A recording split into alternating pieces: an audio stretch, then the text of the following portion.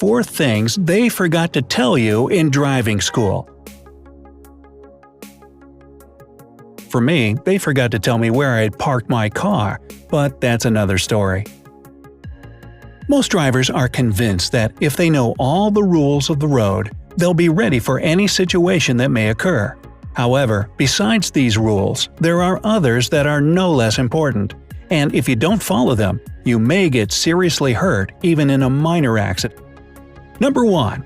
Adjust your seat properly. If the only thing you're worried about when you sit behind that wheel is your comfort, then you'll definitely want to pay attention to this.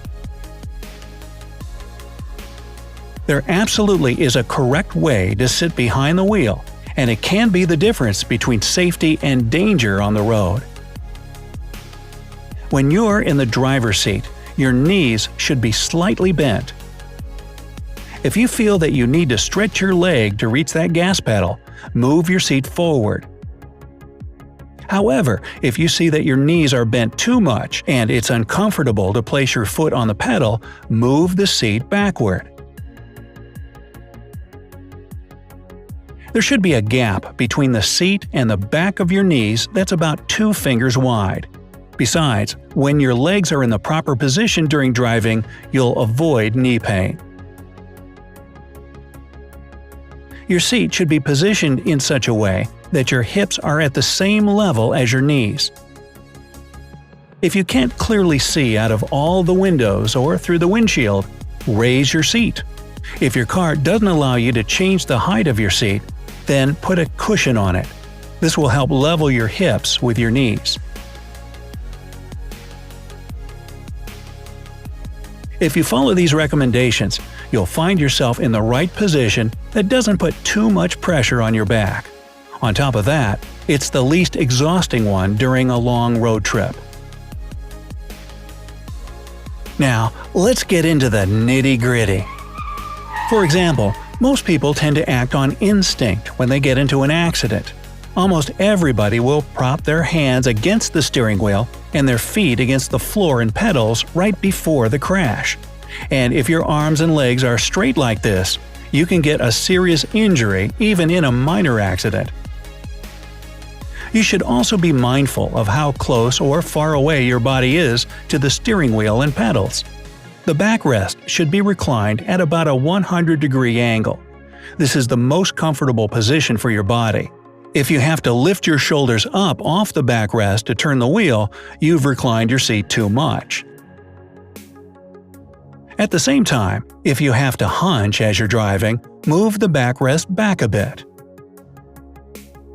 Your seat is properly adjusted if you can easily reach the steering wheel and your elbows are slightly bent.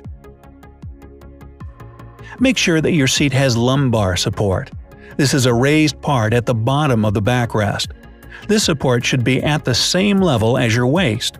If there's no lumbar support in your car, use a rolled-up towel or a removable foam support that can be bought separately. Pay attention to the headrest as well. Your head should be positioned right in the center of it. If the middle of the headrest is lower or higher than your head, pull it up or push it down as needed. Ideally, the top of the headrest should be aligned with the top of your head. And finally, make sure your steering wheel is in the right position. The bottom of the steering wheel should be about a palm's width away from the top of your leg. Also, try stretching your arm out in front of you. If you can put your wrist on the top of the steering wheel, the distance is correct. The best and the only correct way to hold the steering wheel is at 9 3. This is when you imagine that your steering wheel is the face of a clock. Put your left hand where the 9 would be on the clock, and your right hand goes on the 3. By placing your hands this way, you'll have the best control over the steering wheel and thus over your car. Besides that, always keep both hands on the wheel when you're driving. Not only is it safer, but it also prevents you from twisting your spine. You see, when you drive using only one hand, it can result in serious back pain, especially if you drive frequently.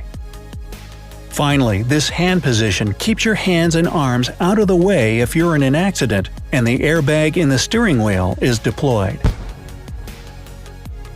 2. Check the brake pipes. If your car's brake system has defects, these signs can give the problem away. You hear screeching noises each time you brake. The brake pedal pulses up and down.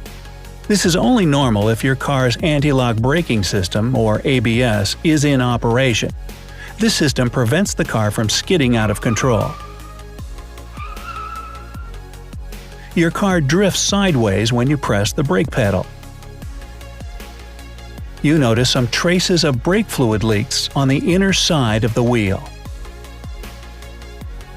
But you don't need to wait until you spot one of these alarming signs. You should constantly keep an eye on the state of your brake pipes and brake pads. Even the tiniest crack on a brake hose can result in an accident because you won't be able to stop the car. To figure out if your vehicle's brake pipes are in good condition, touch them. If they're hard and crack when you try to bend them, they certainly need replacing. Brake hoses should be dry, quite flexible, and without any stains or damp patches. After you replace the old brake pipes, it's crucial for your safety to bleed your brakes before driving your car. 3. Do not lift your whole foot off the floor when you switch from one pedal to another. This rule is important since it'll prevent the pedal from slipping out under your foot. On top of that, when you lift your foot off the floor completely and move it to the right or left, it makes you a bit slower and less efficient. It might not seem like much, but even milliseconds play a huge role in an emergency. Of course, a lot of it depends on the size of your foot. The smaller it is, the trickier it'll be to follow this rule. In this case, you can use a method that works for everybody. Switch between pedals by moving your foot from heel to heel. You should also remember that your foot typically stays on the heel when you position it over the accelerator. But when you move it over to the brake pedal, your heel may not be able to touch the floor. Again, it all depends on the size of your foot and the distance between the pedals in your car. As for your left foot, don't move it away from the footrest. When it stays there, it helps support your pelvis and back during your trip. 4. Wear your seatbelt properly. First of all, you shouldn't slip your seatbelt under your arm or behind your back. The top strap should cross your chest and collarbone, and the lower strap should go across your hips. Do not place it over your belly. If you get into a car accident, the belt should catch you on your pelvic bone, not your stomach. If you notice that your seatbelt is twisted, straighten it right away. Both the lower and top part of the belt should lie flat against your body. If your seatbelt feels as if it's digging into your neck or shoulder, most cars allow you to adjust the anchor that the top strap runs into. If the seatbelt is cutting you higher or lower than your collarbone, you can pull it down or push it up accordingly. If your car seatbelts aren't adjustable, you can always slide the seat further up or back. If nothing helps, get a padded belt cover. They can be found in most stores. And finally, always listen for a clear click when you fasten the belt. Give it a good tug each time just to be sure. Now, if you have any other extremely important recommendations for drivers, leave them in the comment section below. Don't forget